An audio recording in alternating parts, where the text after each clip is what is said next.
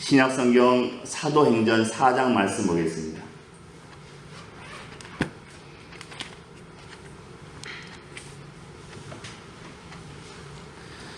신약성경 사도행전 4장 1절로 12절까지입니다. 신약성경 192쪽입니다.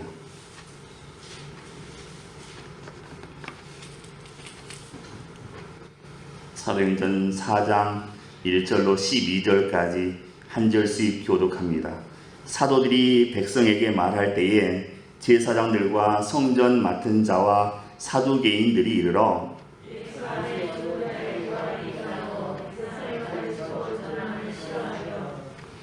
그들을 잡음에 날이 이미 저물었으므로 이튿날까지 가두었으나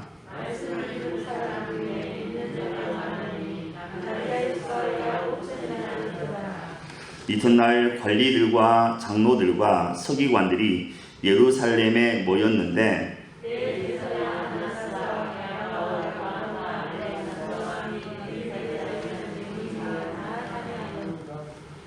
사도들을 가운데 세우고 묻되 너희가 무슨 권세와 누구의 이름으로 이 일을 행하였느냐?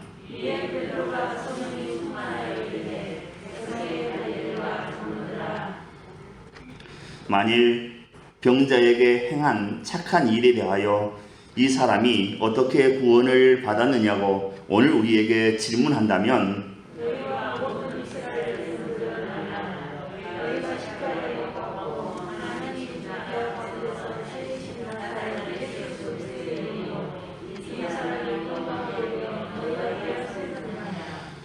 이 예수는 너희 건축자들의 버린 돌로서 집 모퉁이의 머릿돌이 되었느니라.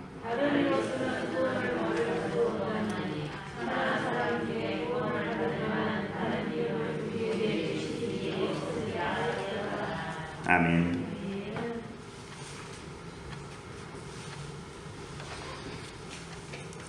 (2020년) 이제 마지막 공예배입니다. 내일이 이제 말일입니다. 마지막 공예배인데 한파 세밀 한파 가운데서도 나오셔서 감사드리고 또 그만큼 우리 하나님께서 은혜로 부어주실 거라 믿습니다. A.J. 제이콥스라고 하는 분이 있습니다. A.J. 제이콥스 미국 사람입니다. 유태인입니다. 유태인이지만 유대교를 아주 열심히 믿는 사람은 아닙니다. 그가 어느 날 이런 결심을 하게 되었습니다. 1년 동안 성경 말씀대로 살아봐야겠다. 앞으로 1년 동안 성경 말씀 그대로 한번 살아봐야겠다. 이런 결심을 하게 되었습니다. 그래서 자기가 유대인이니까 이제 구약성경을 찾아서 읽어보니까 하나님의 명령이 약 700여 개가 나왔습니다. 자기가 읽어보니까 밑줄 치다 보니까 하나님의 명령 해라 하지 말아라 이런 명령이 약 700개 정도 밑줄 쳐놨습니다. 그래서 이것을 1년 동안 지키기 위해서 노력을 했습니다. 이분이 1년 동안 그렇게 살아보고 나서 책을 한 권 썼습니다.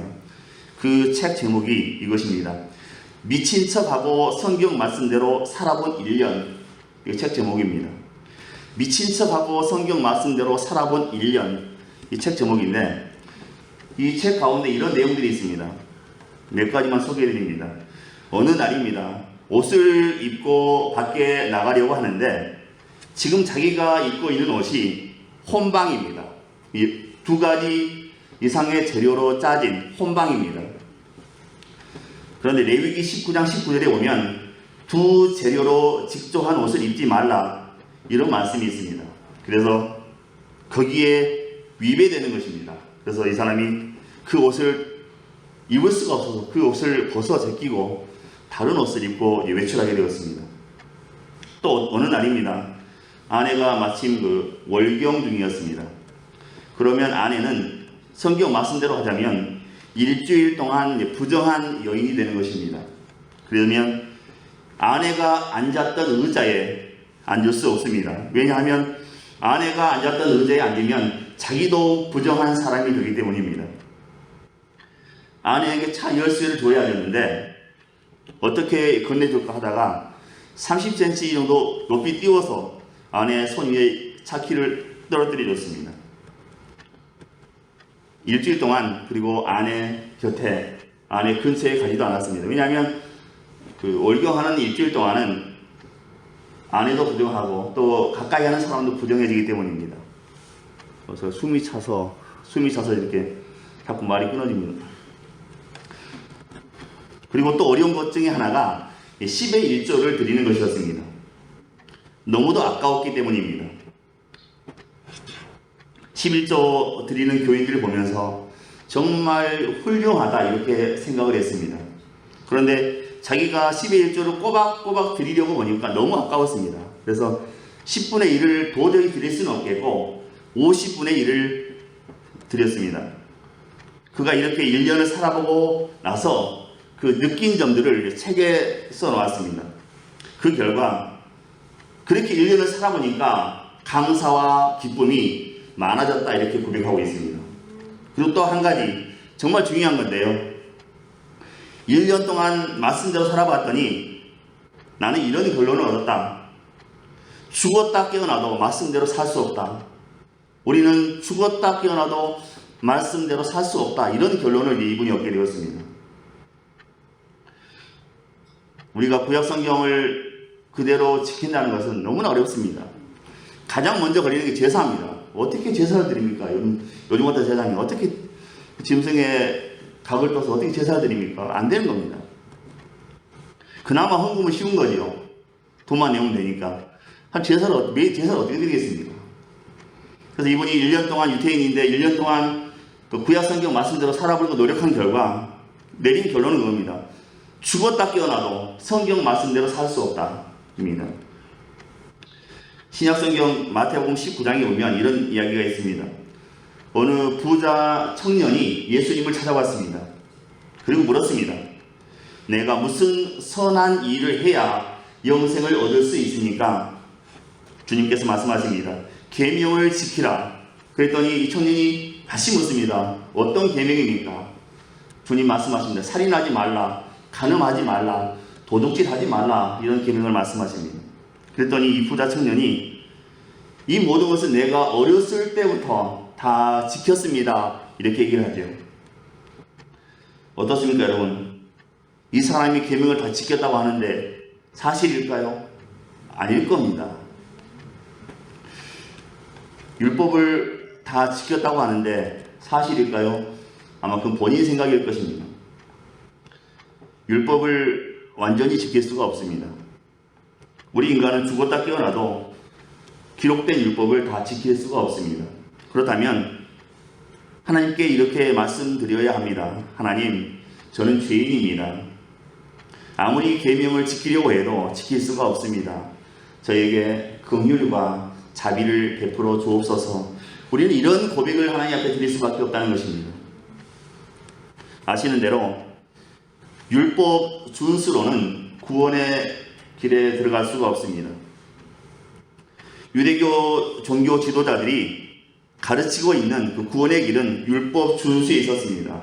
율법을 잘 지키면 구원받는다. 이게 유대교 지도자들이 하는 얘기입니다. 그러나 우리가 율법을 다 지킬 수 없기에 우리는 율법을 통해서는 구원받을 수가 없습니다.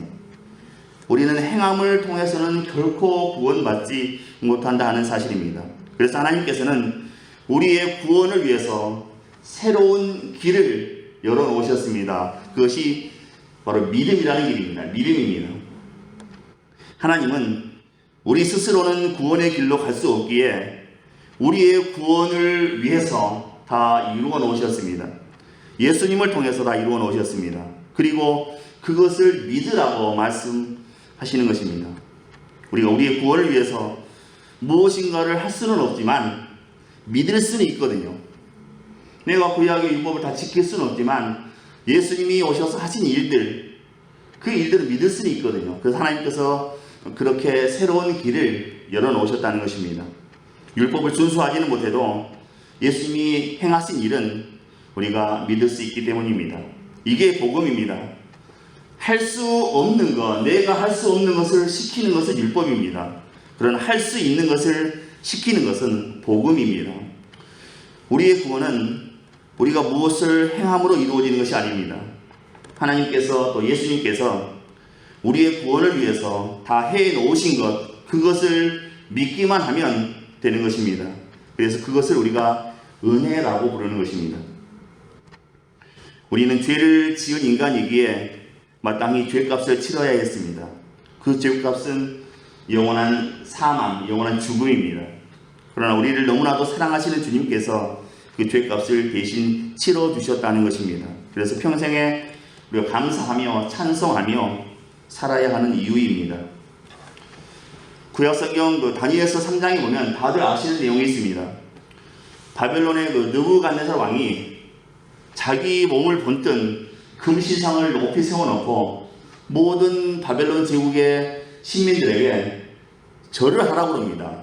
근데 다 절을 하는데 세 사람이 안 하지요. 다니엘의 세 친구 사드락과 메삭과 아벳느고 이 세 사람이 절을 하지 않습니다. 왜냐하면 이 사람들은 여호와 신앙을 가지고 있거든요. 죽을지언정 여호와 신앙을 포기할 수 없다 그래서 절을 하지 않습니다. 그래서 이 세 사람이 이제 풀무불 용광로에 던져지게 됩니다.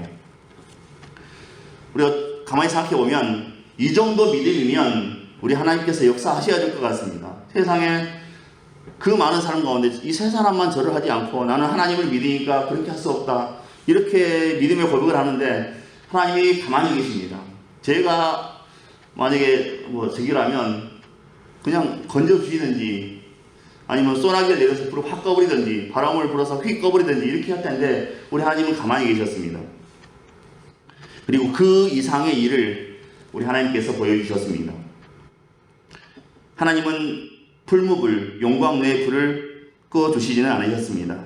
대신에 하나님께서 친히 활활 타오르고 있는 그 용광로 속에 친히 들어가셔서 이 세 사람 사드락과 메삭과 아벳느고 이 세 사람과 함께 해주셨습니다.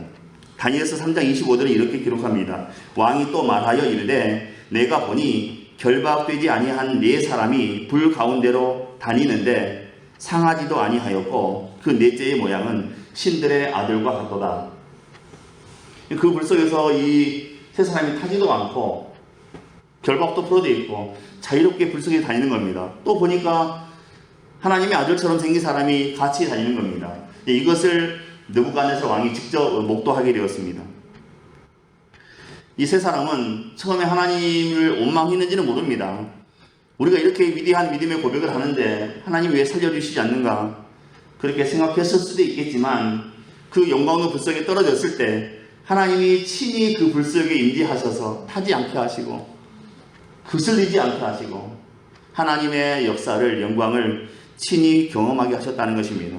하나님과의 그 연합의 기쁨을 친히 직접 경험하게 하셨다는 것입니다. 이사야 선지자도 하나님께서는 위험이나 또 시험을 없애 주시기보다는 그것을 함께 감내해 주시는 분이다 이렇게 말씀합니다. 이사야 63장 9절입니다. 그들의 모든 환난에 동참하사 자기 앞에 사자로 하여금 그들을 구원하시며 그의 사랑과 그의 자비로 그들을 구원하시고 옛적 모든 날에 그들을 드시며 안으셨다 이렇게 말씀하고 있습니다. 하나님의 백성들이 어려움에 처해 있을 때 곤란 가운데 있을 때 우리가 원하는 방법으로 우리가 원하는 때에 그렇게 역사하시는 것이 아니라 그 가운데 하나님께서 잠잠히 임재하셔서 우리를 도우신다는 것입니다. 사랑과 긍휼로 구하여 주시고 또 백성들을 지켜들고 안아주시는 하나님이 우리와 함께 계신다는 사실입니다. 시련과 괴로움은 쓰라리지만 우리는 그 모든 난관을 함께 하시는 하나님 때문에 넘어설 수 있다 하는 사실입니다. 그래서 우리는 두려워하지 않아도 됩니다. 우리는 내가 고백하는 내 신앙의 주인이신 주님을 믿기만 하면 된다는 것입니다. 지난 주일 사도행전 3장 말씀을 읽었습니다. 베드로와 요한이 성전에 기도하러 가는데 오후 3시에 그 미문 앞에 안진뱅이가 앉아 있었습니다. 아주 오랫동안 구걸하던 사람이었습니다. 베드로와 요한은 이 사람을 보고 그 사람에게 새로운 삶의 변화를 주었습니다. 그를 일으켜 세웠습니다. 그 사건으로 인해서 이 안진뱅이는 새로운 인생을 시작할 수가 있었습니다. 그런데 오늘 본문은 베드로와 요한이 이 안진뱅이를 일으키는 기적을 행한 후에 이 두 사람이 어떤 일을 겪게 되었는지 그 내용을 소개하고 있습니다. 4장 내용을 한마디로 정리하자면, 복음을 전하다가 붙잡혀서 대제사장과 또 성전을 맡은 자들과 사두개인들 앞에서 신문을 받게 되었다, 이렇게 말씀하고 있습니다. 1절로 2절입니다. 사도들이 백성에게 말할 때에 제사장들과 성전 맡은 자와 사두개인들이 이르러 예수 안에 죽은 자의 부활이 있다고 백성을 가르치고 전함을 싫어하여, 이렇게 기록하고 있습니다. 오늘 본문은 베드로와 요한이 말할 때에 유대교 종교 지도자들이 그 자리에 도착했다고 그렇게 말씀하고 있습니다. 아마 이 사람들은 어디선가 베드로가 안진뱅이를 치료했다는 사실을 듣고 그 자리에 온 것이겠죠. 당시 그 사건은, 안진뱅이가 일어난 사건은 성전 미문에서 일어났기 때문에 아마 빠른 시간 안에 성전 안에 있는 사람들에게까지 전파되었을 거라 그렇게 생각할 수 있습니다. 그런데 이 사람들이 와서 베드로가 설교하는 내용을 듣고 그 내용을 싫어했다 말씀하시는 것입니다. 베드로가 설교한 내용은 한마디로 예수님께서 십자가에 죽으셨지만 다시 살아나셨다, 이걸 지금 사도행전 4장에 설교하고 있습니다. 그런데 그 유대교 종교 지도자들이 왜 이런 설교를 싫어했는가 하는 것입니다. 그냥 듣고 있다가 아멘 하면 될 텐데 왜 이 사람들이 듣기 살기로 그 베드로의 설교를 책잡는가 하는 사실입니다. 자꾸 말이 꼬입니다. 호흡도 안 되고. 왜 이 사람들이 베드로의 설교를 싫어하는가? 왜 그렇게 흠을 잡지 못해서 안달인가 하는 겁니다. 두 가지 이유가 있습니다. 하나는 그들의 주장이 거짓으로 판명되기 때문입니다. 당시의 백성들은 예수님을 그리스도라고 생각하고 예수님을 추종했습니다. 예수님을 따라다녔습니다.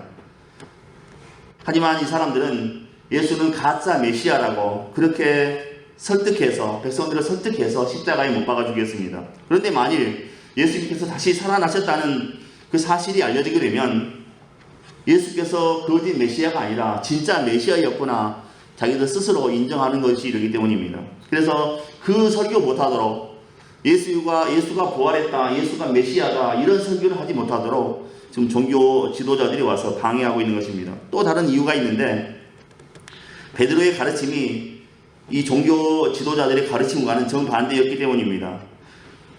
당시 유대교에는 두 가지 분파가 있었습니다. 하나는 바리새파, 하나는 사두개파입니다. 그런데 이 바리새파는 부활도 있고 영도 있고 천사도 있다고 믿는 사람들이었습니다. 하지만 사두개파는 아무것도 믿지 않았습니다. 다 하나님을 믿는 사람들인데 왜 사두개파 사람들은 부활도 믿지 않고 영도 믿지 않고 천사도 믿지 않았는가? 당시 이 사두개파 사람들은 정치적으로, 종교적으로, 경제적으로 그 당시에 가장 든든하게 기반을 잡고 있던 사람들이었습니다. 편안하게 살던 사람들이었습니다. 천국에 대한 소망 따윈 가지고 있지 않은 사람들이었습니다. 그런데 베드로가 십자가에 못 박혀 죽으신 예수께서 다시 살아나셨다고 주장하는 것은 무엇을 의미하겠습니까? 영도 있고 부활도 있고 천국도 있다는 거지요. 사두개파 사람들 입장에서는 아무리 떠들어도 받아들일 수 없는 그런 내용인 것입니다. 자기들과 다른 설교를 하기 때문에 어떻게든 이 베드로와 요한을 붙잡으려고 했다는 것입니다. 그래서 베드로가 붙잡히게 됩니다. 3절과 4절입니다. 그들을 잡음에 날이 이미 저물었으므로 이튿날까지 가두었으나 말씀을 들은 사람 중에 믿는 자가 많으니 남자의 수가 약 5천이나 되었더라, 이렇게 기록하고 있습니다. 베드로가 지금 붙잡히게 된 것은 그의 설교를 듣고 5천 명이 돌아오는 기적이 일어난 바로 그 후였습니다. 이런 기적보다 더 큰 기적이 어디 있겠습니까? 사도행전 2장에서 4장을 읽어보면 베드로가 처음에 설교했을 때, 가장 먼저 설교했을 때 3천 명이 회개하고 하나님 앞에 돌아왔습니다. 두 번째 설교했을 때 5천 명이 하나님 앞에 회개하고 돌아왔습니다. 성서학자들은 당시에 그 예루살렘의 인구를 약 8만 명이었다고 추정하고 있습니다. 얼마 안 되는 거죠. 8만 명에서 지금 8천 명이 두 번의 설교에 돌아왔으면 거의 10분의 1이 하나님 앞으로 돌아온 것입니다. 그러니까 이 종교 지도자들 입장에서는 방치하면 안 되는 거죠. 어떻게든 그 베드로와 요한을 잡아서 감옥에 넣으려고 했습니다. 사도행전 저자인 누가는 베드로와 요한을 핍박하는 사람들이 구체적으로 어떤 사람들이라고 소개하고 있는가 5절과 6절입니다. 이튿날 관리들과 장로들과 서기관들이 예루살렘에 모였는데 대제사장 안나스와 가야바와 요한과 알렉산더와 및 대제사장의 문중이 다 참여하여 이렇게 말씀하고 있습니다. 베드로와 요한을 핍박했던 사람들은 바리새파와 사두개파 사람들입니다. 다시 말해서 장로, 서기관들, 대제사장 그룹들입니다. 특별히 베드로와 요한을 핍박하는 일을 주도한 사람들은 사두개파인 대제사장 그룹이었습니다. 그래서 잠시 부연 설명을 하고 지나가겠습니다. 유대교의 두 가지 주축은 바리새파와 사두개파입니다. 이 바리새파 사람들과 사두개파 사람들이 장로도 되고 대제사장도 되고 성전 맡은 사람도 되고 또 관리도 되는 겁니다. 당시 유대 사회를 이끌었던 두 줄기 바리새파와 사두개파가 있는데 이 사람들이 이제 중요한 간직을 다 차지했습니다. 호흡이 안 됩니다. 차지했습니다. 그래서 장로도 되고 서기관도 되고 대제사장도 되고 또 성전 맡은 관리도 되는 것입니다. 이 사두개파는 그 다윗왕 시대부터 시작되었습니다. 다윗왕 시대에 그 제사장 이름이 사독입니다. 사독이라는 제사장이 있는데 이 사독의 후손들이 사두개파입니다. 그래서 이 사람들은 조상 때부터 계속해서 제사장 직분을 맡은 사람들입니다. 이 바리새파와 사두개파는 평소에는 원수처럼 지내던 사람들이었습니다. 그런데 지금 복음을 전하는 사람들을 핍박하는 일에는 하나가 되어 있습니다. 그런데 본문에 보시면 대제사장 안나스와 또 가야바가 등장하고 있습니다. 당시는 유대교가 너무 부패해서 하나님을 두려워하지 않고 친척들끼리 모든 관직을 독점하던 그런 시대였습니다. 안나스가 대제사장직에서 물러나자 그의 사위 가야바가 그 자리에 임명되었고 또 안나스의 아들들이 번갈아가며 모든 중요한 직책들을 다 맡아 차지했습니다. 그들이 베드로와 요한을 체포하고 던진 첫 번째 질문이 무엇인가 7절입니다. 사도들을 가운데 세우고 묻되 너희가 무슨 권세와 누구의 이름으로 이 일을 행하였느냐? 그들이 누구의 권세와 이름으로 또 기적과 표적을 행했느냐 이 질문에 대해서 베드로가 이렇게 대답합니다. 10절로 12절입니다. 너희와 모든 이스라엘 백성들은 알라. 너희가 십자가에 못 박고 하나님이 죽은 자 가운데서 살리신 나사렛 예수 그리스도의 이름으로 이 사람이 건강하게 되어 너희 앞에 섰느니라. 이 예수는 너희 건축자들의 버린 돌로서 집 모퉁이에 머릿돌이 되었느니라. 다른 이로서는 구원을 받을 수 없나니 천하 사람 중에 구원을 받을 만한 다른 이름을 우리에게 주신 일이 없음이라 하였더라. 이렇게 기록하고 있습니다. 유대인들의 질문에 베드로가 했던 대답은 무엇인가?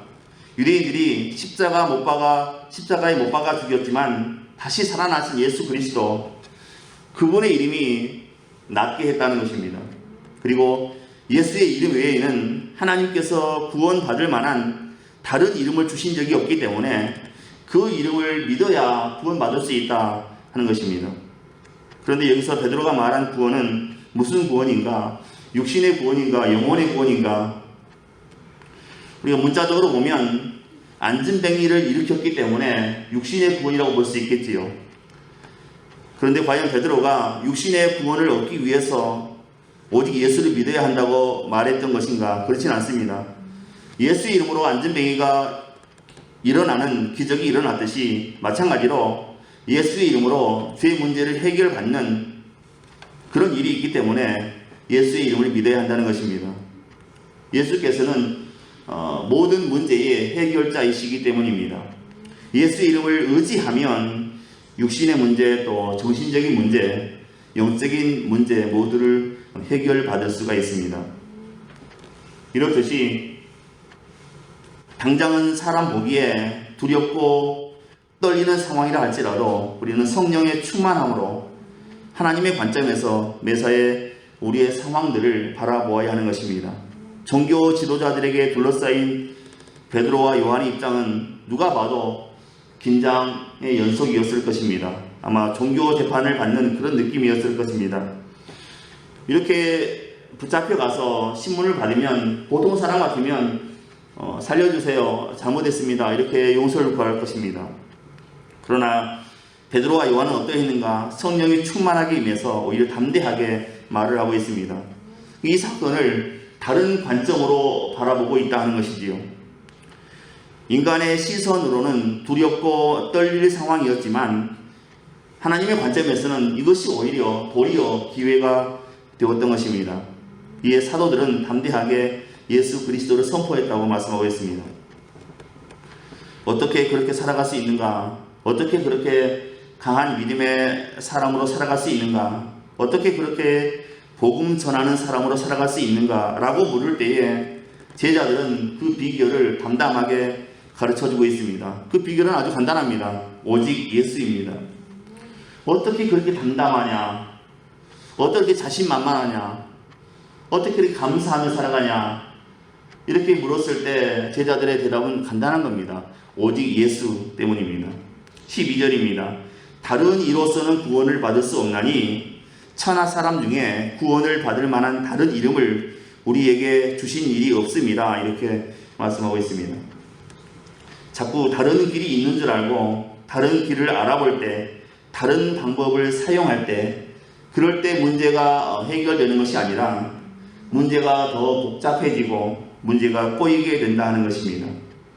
나에게는 예수님밖에 없다고, 예수님 외에는 없다고 오직 예수님만 바라볼 때, 그때부터 예수님께서, 주님께서 우리 안에서 역사를 시작하신다는 것입니다.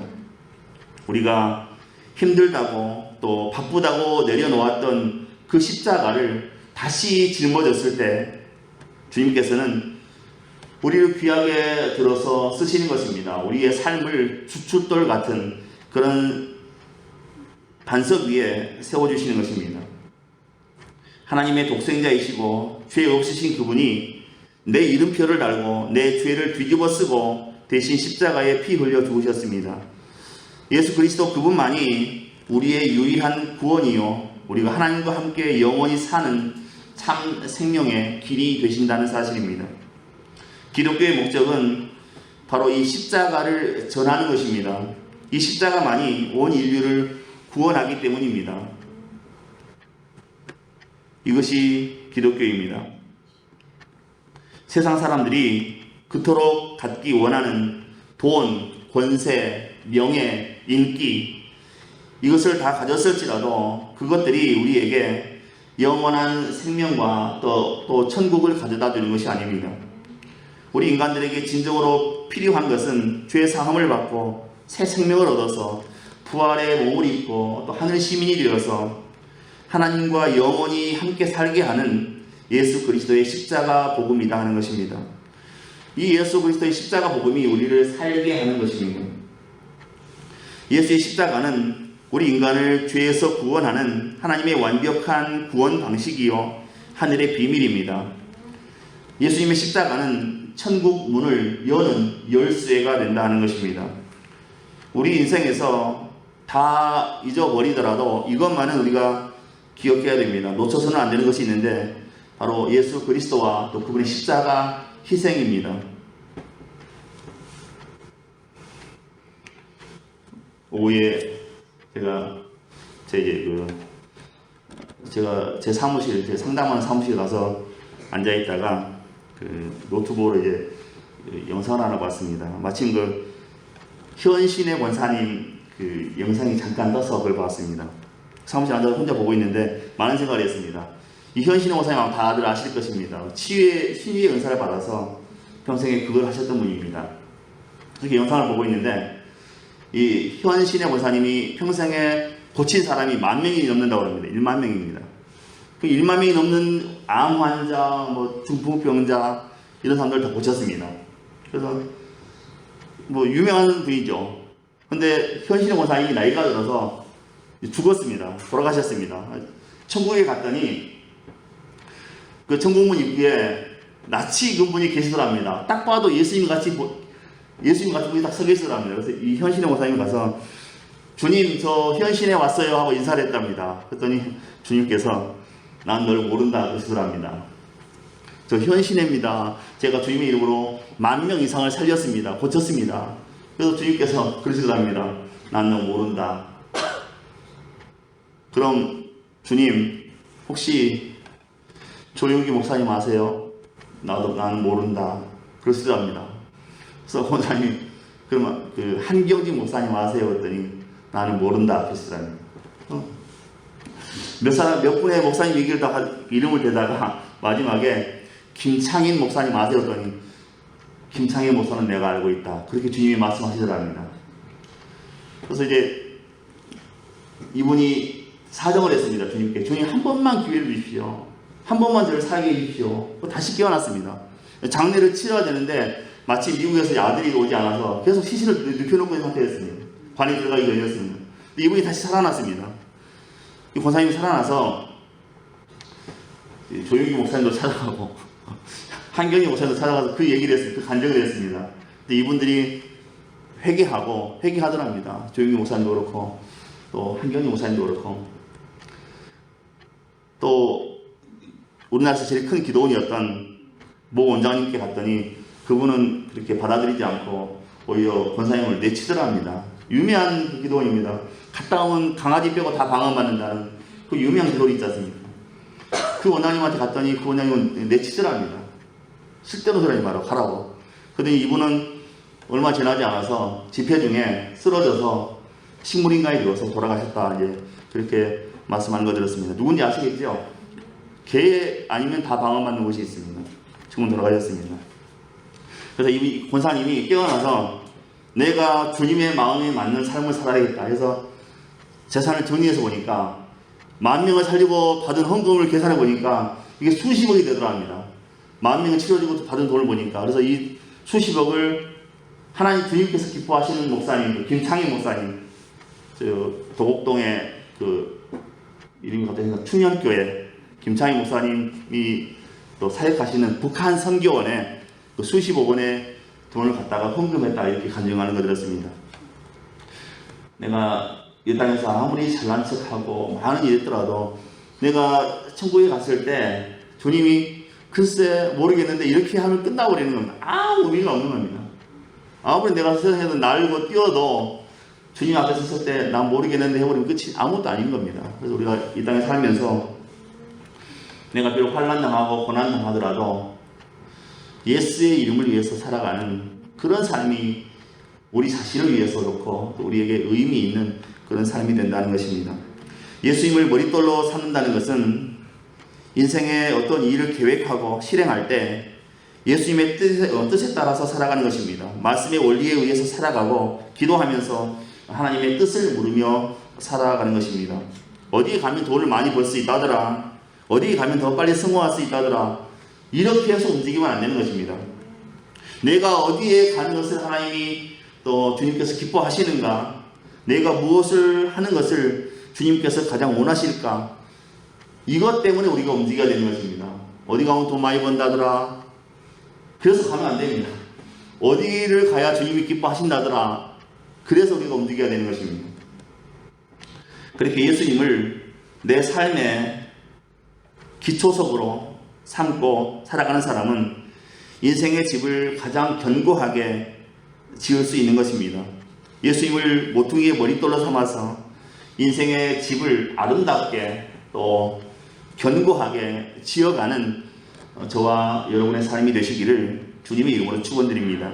기도합니다. 은혜로우신 하나님, 이 시간 우리에게 믿음을 더해 주옵소서. 우리가 일생을 살아가면서 다른 것 다 우리 손에서 놓칠지라도 예수의 이름 놓치지 않도록 붙잡아 주시고 날마다 주님의 이름을 의지하며 나아갈 때 우리에게 놀라운 경험이 있게 하시고 놀라운 간증이 있게 하시고 우리 삶에 놀라운 승리와 축복이 임하게 하옵소서. 믿고 감사하오며 예수 그리스도 이름으로 기도하옵나이다. 아멘.